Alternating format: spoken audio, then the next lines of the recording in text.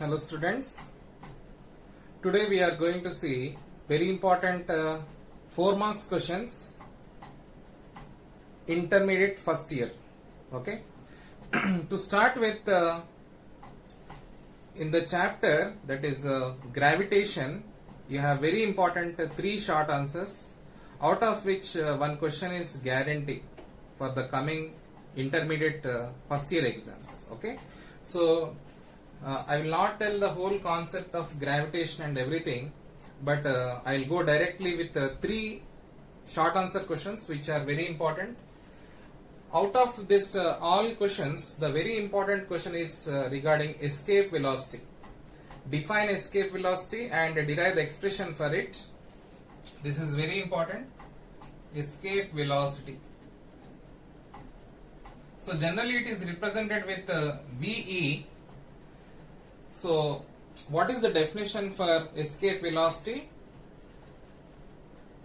The velocity with which a body escapes from the gravitational influence of the earth or planet is called as escape velocity. Okay, so the velocity required for a body to escape from the earth's gravitational force or earth's gravitational pull or the influence of a gravitational force is called as escape velocity. So here what happens is, to attain this escape velocity, you should balance 2 types of energies. One is called kinetic energy and the other is called as gravitational potential energy. When both are balanced, then what happens is, any object will not be under the influence of the gravitational force of attraction. Okay, so first of all you should remember that kinetic energy should be equal to gravitational potential energy. You all know the expression for the kinetic energy, that is half mv square, but as this is escape velocity, we should write VE and it should be equal to gravitational potential energy. Actually, what is general potential energy formula? It is mgh. So to know the formula for gravitational potential energy, we should replace this h with r, and you should also know the relation between small g and capital G, that is small g equal to gm by r square. So when you substitute in place of small g, you will get totally gmm by r. Yes, you have negative sign because of the force that is acting against the gravity. So but when the derivation part is there, no need to keep the negative sign. So just to simplify this one, you can cancel this small m and cross multiply, you will get VE square equal to 2gm by r, implies VE equal to root of 2gm by r. So as you know, there is relation between capital G and small g. If you take one r to the left side, you can replace gm by r with gr. So in terms of small g, you can write as root of 2 small g into capital R. So this is the derivation part of escape velocity, and its value is 11.2 kilometer per second. So this is the derivation part of what? Escape velocity. Definition 1 mark. This derivation is 2 marks, and in between you should write some explanation part which is 1 mark. So totally 4 marks. This is very important question. Next, after this escape velocity, you have what? Orbital velocity. Orbital velocity. So it is generally represented with V naught.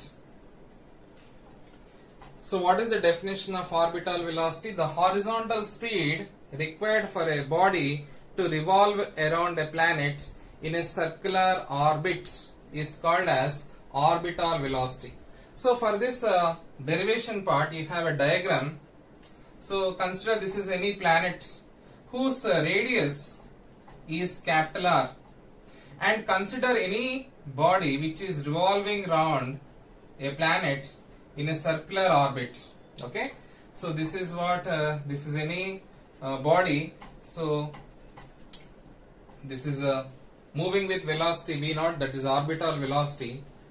So whenever it is revolving around a planet in a circular orbit, two forces must be balanced. Okay, so let us find that one. If this any body is revolving around this planet at a certain height h, let us assume h is the height from which the body is revolving, then on this body there are two types of forces. One is actually centrifugal force and the other is gravitational force of attraction. So the gravitational force of attraction will be towards the center of the planet, and centrifugal force will be acting away from the center of the planet. So here you have mv naught square by r plus h.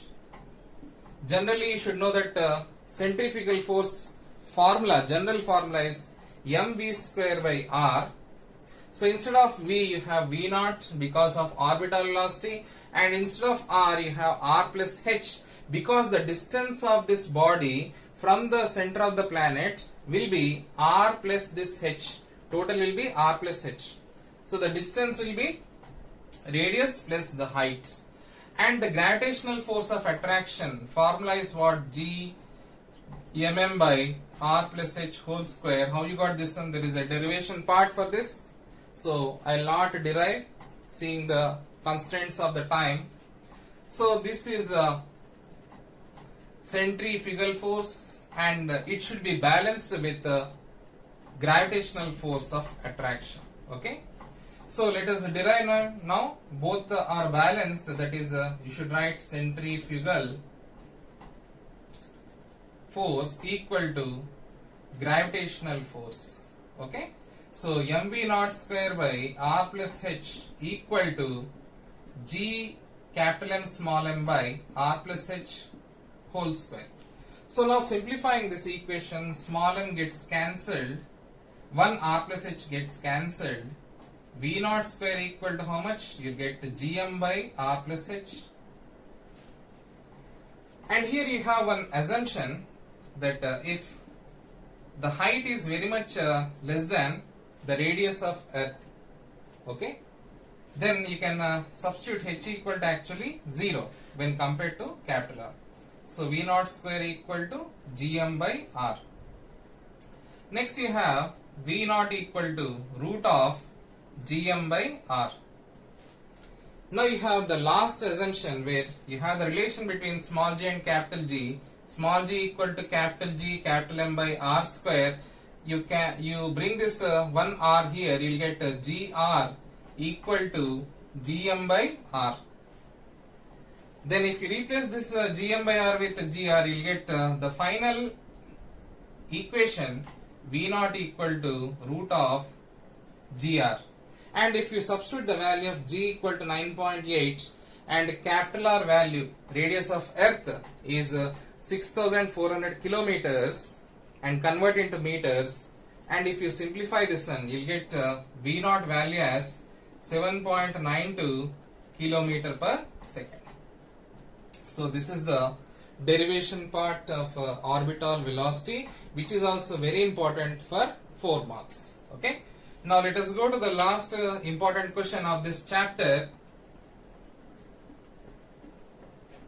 What is a geostationary satellite and what are its uses? So it is a very easy question and important question.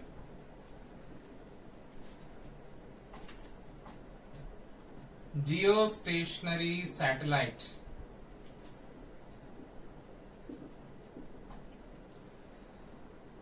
So in the name itself, geostationary satellite. See the name, you can see that geostationary means stationary. If you see the word, relatively it should be at rest. The meaning of stationary is what? Rest. So how it will be at rest means, whenever the time period of this satellite will be equal to the time period of earth, then what happens?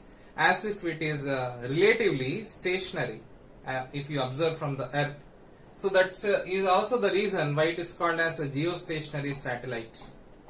So how can you define? Means the satellite whose time period or period of revolution is equal to that of period of revolution of Earth, that is 24 hours per day. Such a satellite is called as a geostationary satellite. So definition carries 1 mark, and the uses, definition is 1 mark, and uses, you can write any 3 uses. So 3 uses you have 3 marks, total 4 marks. So what are the uses? You have first use, you can write any uses of your own, which is very easy. First use you can write, you can able to watch the live telecast in televisions. Okay, so this is one of the use. Second use is you can find the size and shape of the planet. This is the second use. And third use is you can find the natural resources that is present inside the surface of Earth. So these are the general common uses you can write. So if you write these 3 uses, you'll get 3 marks, and the definition of geostationary satellite, if you write, you'll get 1 mark.